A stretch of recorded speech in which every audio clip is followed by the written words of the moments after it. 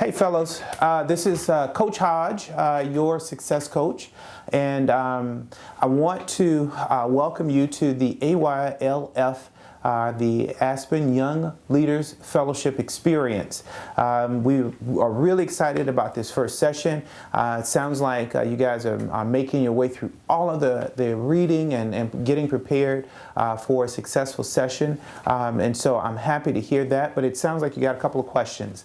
In particular, it sounds like people have questions about the presentation. You're a little concerned about doing well and making sure that you are prepared to deliver on that presentation. So what I want to do is ease your concerns a little bit, give you a little bit of information about our expectations, and maybe even model what that might look like. So let's go through what that assignment is really quickly. It says that you are to prepare a 5-minute presentation, explore the context and history of an experience of difference and separation in your city, state, or nation, or even on an international level.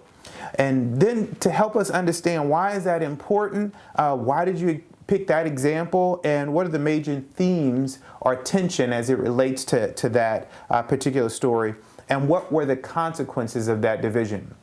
And so after you do your 5-minute presentation, of course, your cohort or your fellows are going to ask questions. And so you should be ready to answer some of these questions. Have you ever dissented or divided yourself from a group? Why and what were the consequences? Have you ever created a dissent or a division? And all of that stuff. But let's talk about the first part first.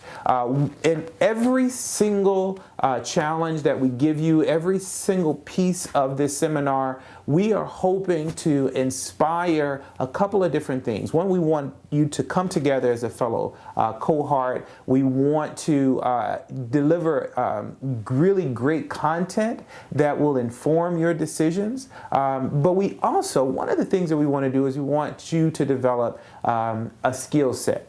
And there are lots of skills for you to develop, but one of the ones that we really want to focus on with this particular assignment is your presentation skills. And so there's a couple of things that we want you to do in your presentation, and I hope to model that for you in just a second.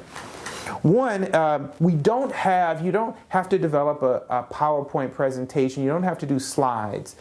I actually would like for you to develop the fine art. Sometimes we call it the lost art of storytelling. We want you to tell us a story from your life. Give us insight into a time when you felt different, a time when you experienced difference or dissent, right? And then after you tell us that story, we want you to help us understand why it's important to you by sort of going through what were the key details of that experience, what were the lessons from it, and how do you apply it to your life. And so here's what I want you to do. I'm going to take about 4 to 5 minutes to tell you a story.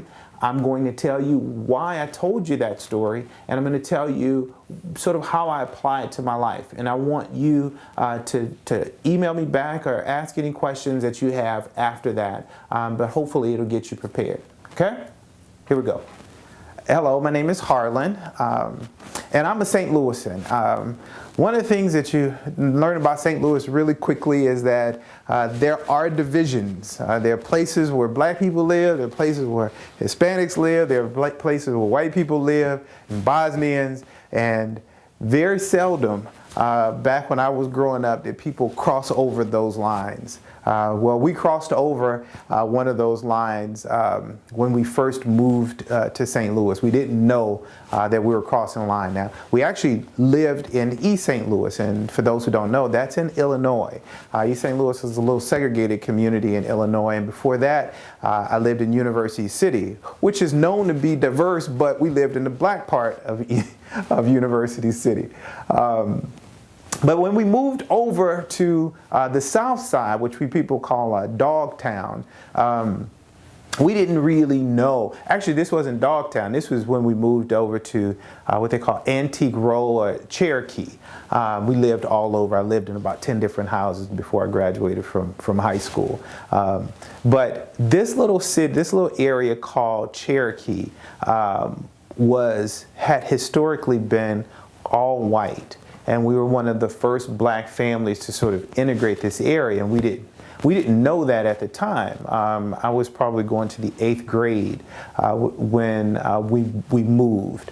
We had actually enrolled in the voluntary transfer program. So on this Monday, we were to start at a predominantly white school for the first time in our lives. Me and my brother and I, we were starting at a predominantly white school in West County where we had never been before, about 30 minutes away from home. But on this Saturday, we were out looking for kids to hang out with, looking for friends, and we ran into a group of 10 to 12 young people, but they didn't want to be our friends. As a matter of fact, as we passed by their house, they yelled out, "Go home, niggers."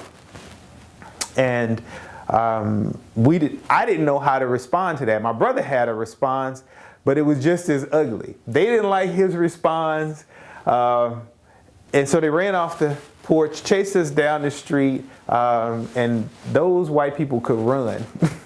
Because we were on bikes, and they were running. They grabbed me by the shirt, pulled me off my bike. We ended up fighting with about 12 white kids in the middle of Arsenal and Jefferson, which is a major intersection in St. Louis. And I distinctly remember that cars would just kind of pull up to this fight that was happening and just drive right around us. It's just like a hate crime against 2 black kids, but nobody seemed to care about it.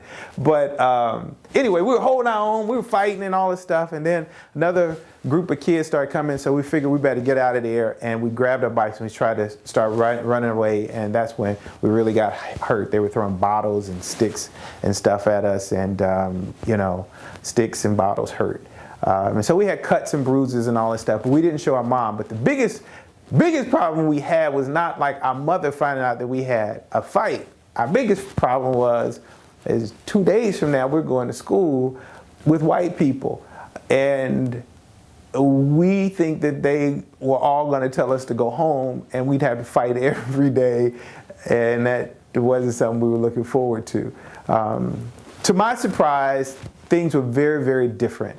When I got to school, I expected to have this negative reaction, and it was just the opposite. Nobody belongs in middle school, so everybody felt awkward, right? And so we were all just in the mixed and just kind of feeling funny about being there as far as students were concerned. And teachers just loved us, and even though they were all white teachers, they were like my all black teachers in East St. Louis. They cared about students, they cared about our learning, and they wanted to help prepare us for our future. But socially, what happened was actually pretty interesting. Over the next 5 years of going to school in an integrated environment, I found, or I learned, that there was a baseline of curiosity that existed between all of these students about difference. And I had a quality of being able to broach that issue, to be able to open up the avenue for discussion around difference in that setting. And so while people may have had questions, they sometimes didn't feel comfortable asking them. And what I did was use myself to open up trust, to ask the first question, and to address the things that other people may not have felt comfortable doing. And so I developed the fine art of asking curious questions. And it is one of the tools that I find extremely helpful even today. And so having the ability to ask questions in uncomfortable situations is a great resource and a tool for all of us to use, especially in diverse settings. And I think we can learn a lot from that.